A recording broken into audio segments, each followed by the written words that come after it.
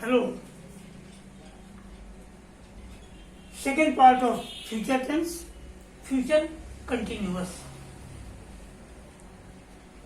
The sentence in which continuation of work is coming in coming time is given is called future continuous tense. Future tense topic जो चल रहा है in all things denotes futurist prospect, सभी चीजें भविष्य के क्रिया पर आधारित है. The difference is only application of helping verbs in the sentence. और कोई ज्यादा फर्क नहीं होता है. सहायक क्रियाओं का एप्लीकेशन जो है उसी में अंतर होता है. इससे सेंटेंस को पहचाना जाता है या सेंटेंस का कंस्ट्रक्शन होता है. कंटिन्यूअस मीन्स कार्य के चलते रहने की प्रक्रिया को कंटिन्यूअस कहते हैं. Continuation of the work. In this part shall be and will be helping verb be used with fourth form of main verb. अब इस पार्ट में मुख्य क्रिया का रूप परिवर्तित हो जाता है. अभी आपने इंडिफिनिट में देखा MV1 का प्रयोग होता है,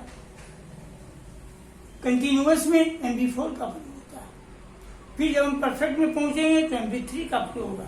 इस तरह only difference is application of helping verbs and main verb. Main verb और हेल्पिंग वर्ब का जो डिफरेंट एप्लीकेशन है, किस फॉर्म का प्रयोग कहाँ होता है, किस हेल्पिंग वर्ब का प्रयोग किस टेंस के किस पार्ट में करते हैं, it is matter to understand.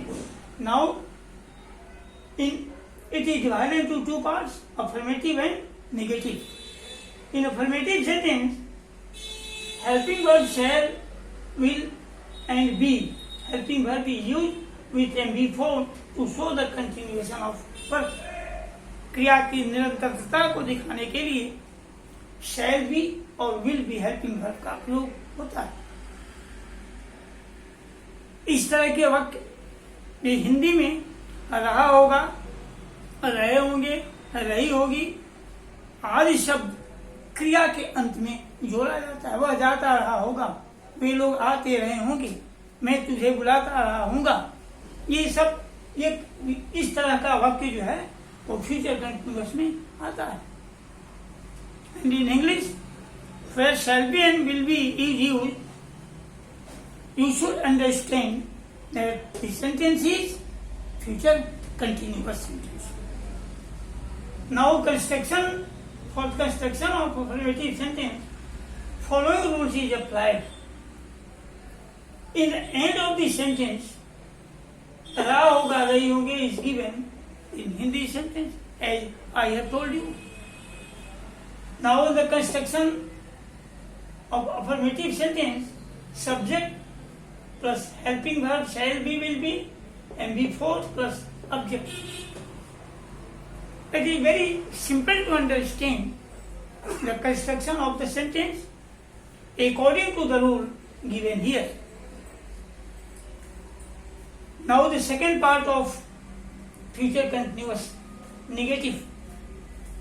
You know, in negative sentence, not is used after shall, will helping verb and before be helping verb with fourth form of main verb. Negative sentence में इसके पहले भी मैंने बताया है, एक theorem दिया गया है कि जहां भी दो सहायक क्रियाएं एक साथ मिली हो, shall be, will be, shall have, will have, shall have been, will have been, जो दो हेल्पिंग वर्ब्स एक साथ मिले हों, वहां नेगेटिव और इंट्रोगेटिव दोनों ही सेंटेंस में सहायक क्रियाओं को दो भाग में बांट दिया जाता है. वैसे ही like that helping verb shall and will and be, both of the helping verbs are bifurcated, entering no in the midst of the sentence. Shall और विल दोनों के बीच में नॉट का प्रयोग किया जाता है और नॉट के बाद बी हेल्पिंग वर्ब के साथ एंड बिफोर का प्रयोग कर को पूरा किया जाता है। Construction of negative sentence is given here. Subject plus shell will plus not plus helping verb B and before plus subject. As I have told you, as be form helping verbs are used only to show the continuation of the work. Be form के helping verb जो भी हो, is, am, are, was, were, be, been, being, ये जितने भी B form के helping verbs है जो पहले मैंने बताया है, इस पर चर्चाएं हुई हैं।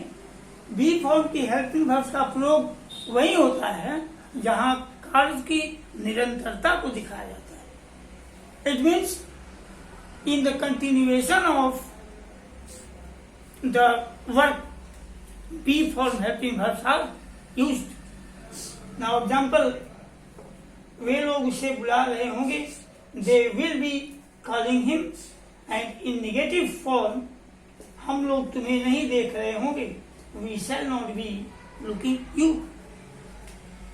And use of shall and will is already described previously.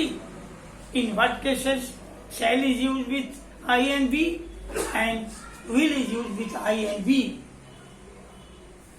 That shows the certainty of the work. Thank you very much. Please subscribe this channel and like this.